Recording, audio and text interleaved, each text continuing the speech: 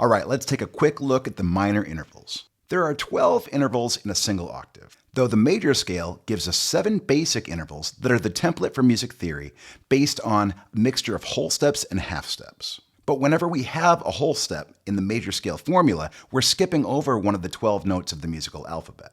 Each note that is skipped over is its own possible interval, though you'll often see them written as a flat interval with a flat symbol instead of writing out the word minor. That's because a minor interval is 1 half step shorter than its major counterpart. And the minor version of an interval is usually a darker or sadder version. For example, if you use a minor third instead of a major third in any scale or chord, it will instantly sound darker or sadder.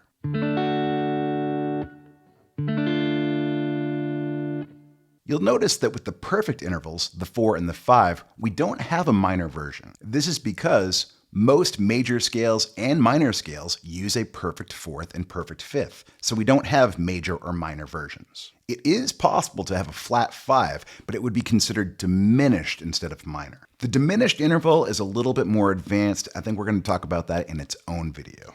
You'll also notice there's no flat 4.